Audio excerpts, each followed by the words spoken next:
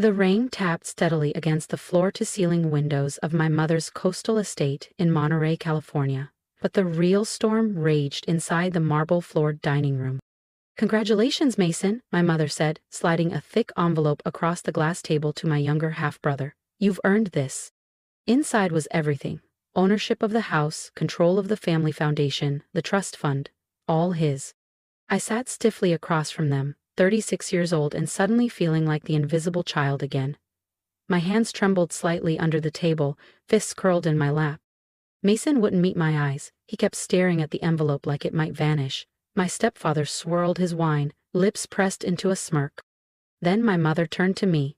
"And you, Elise," she said coolly, "you were always too sensitive, too idealistic, not built for real life." It stung more than I expected.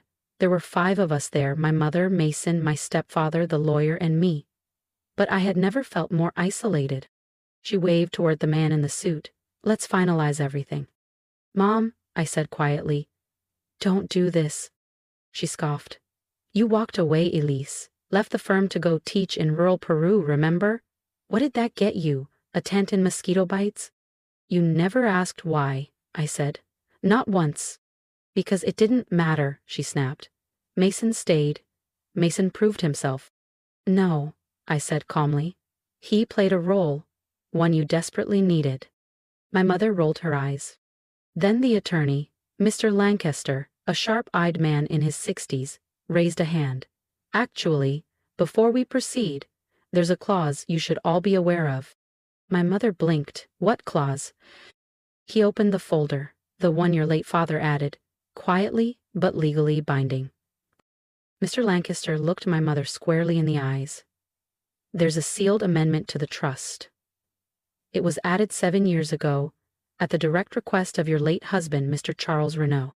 My chest tightened. My grandfather. The only one who ever believed in me. The only one who told me I had more resilience in my silence than most had in their loudest speeches. "What amendment?" my mother snapped, her voice clipped with annoyance. Mr. Lancaster calmly removed a faded document from the leather folder. This was notarized during Mr. Renaud's final weeks. His instructions were explicit. It was to remain sealed unless an attempt was made to remove Elise from the succession line. Her expression cracked. "He had no such power." "He did," Mr. Lancaster said evenly. "He retained 52% controlling interest in the Renaud family trust until his passing, and that interest now has directives that supersede any recent motions." Mason stiffened. My stepfather said nothing, his wineglass hovering mid-air. Mr. Lancaster turned toward me. "Miss Elise, would you like to read it, or shall I?" I shook my head slightly. My eyes were on Mason's envelope, the same envelope meant to erase me. "Please read it." He unfolded the parchment slowly. "Should my granddaughter Elise Renaud ever be deemed unsuitable by her family, I hereby grant her full governance and voting rights over my share of the Renaud Trust and its subsidiaries. This shall take effect immediately and shall supersede any previous provisions. Furthermore," he continued, "no changes to estate ownership or family governance may be made without her written consent." Silence fell.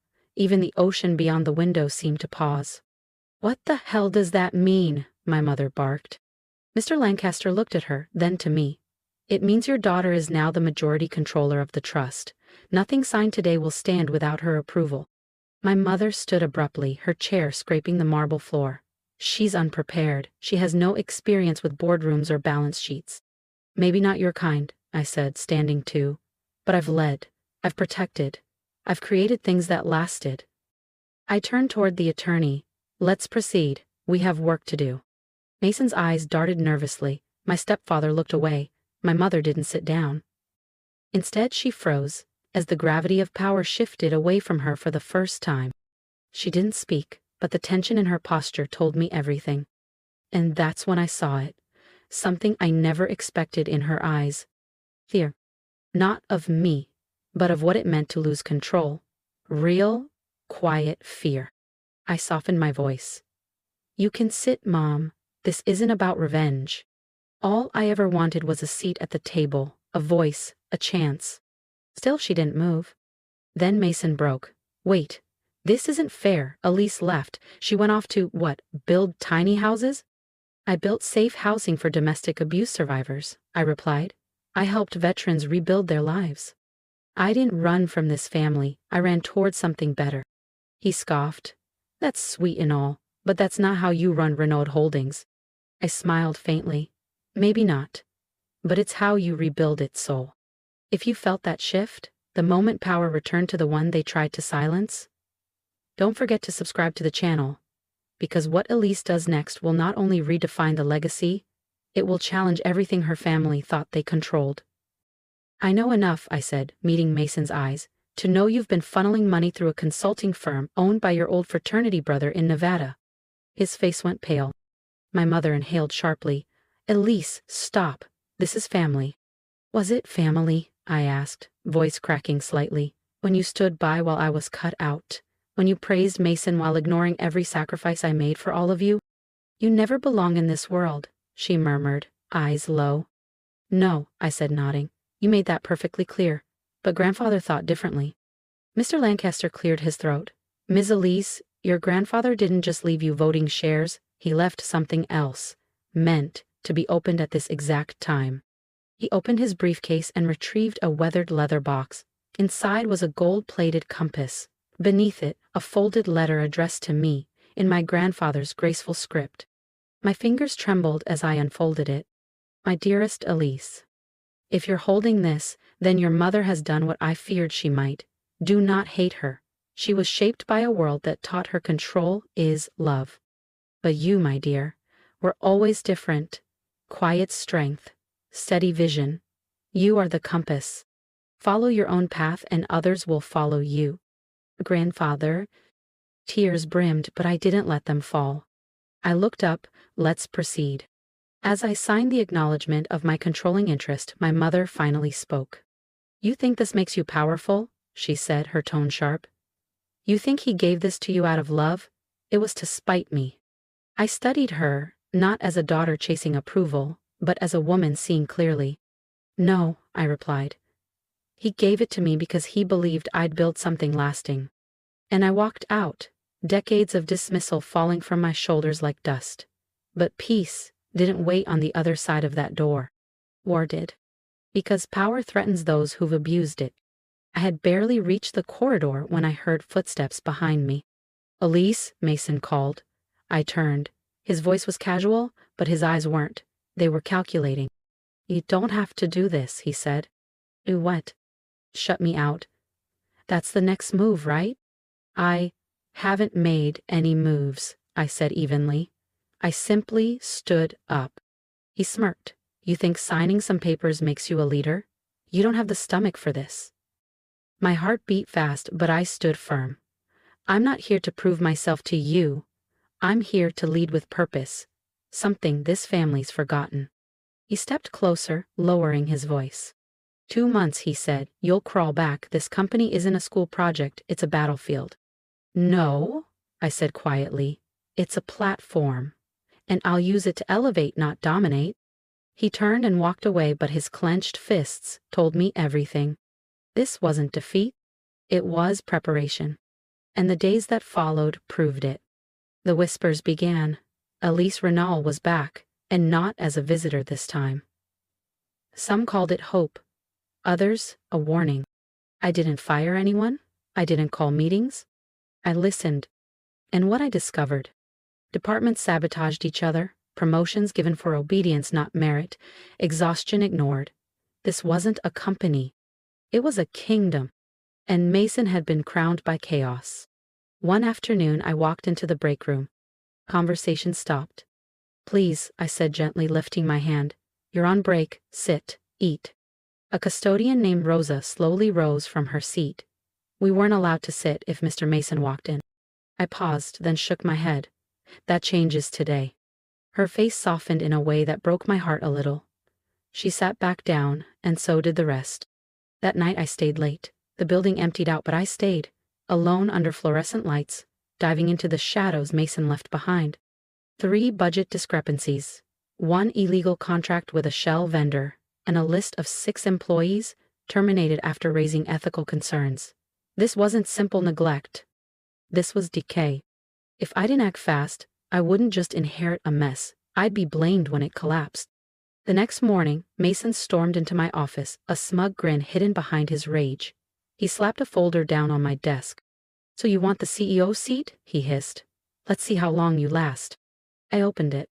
Screenshots, emails, photos, all falsified. "These are fake," I said, flipping through calmly.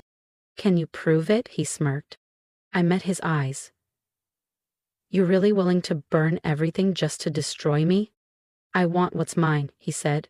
"You were never supposed to be in this room." I stood, calm, firm. "I don't want a throne, Mason. I want to fix what you broke." He sneered. "You see healing. I see weakness." Then he turned and walked out, confident that I'd crumble. And that's when I understood. This wasn't sibling rivalry. This was war. But I had something Mason didn't. The truth. Still, within 48 hours, the headlines hit like hammers. New CEO tied to misused charity funds. Power struggle at Renaud Holdings. Elise Renaud, unqualified heir or silent saboteur. Didn't matter that none of it was real. The internet didn't wait for facts. My inbox blew up, shareholders panicked, my phone didn't stop buzzing. I'd barely begun and already the narrative was spinning out of control.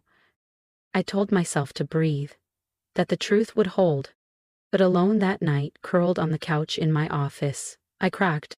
Not dramatically, just quiet sobs into my sleeve. I wasn't crying because people believed the lies.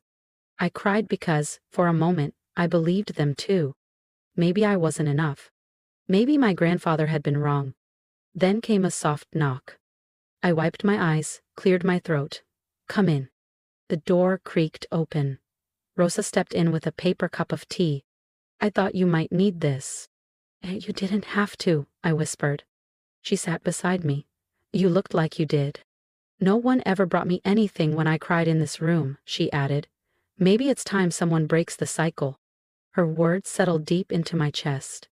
"Thank you," I said softly. She looked me in the eye. "Miss Elise, do you want the truth about your family?" I hesitated, then nodded. "I've worked here 28 years, she said. "I've seen everything they try to hide." I stayed silent, throat thick. "You always looked people in the eye," she said gently. "That's why I believe in you." "Why help me?" I whispered.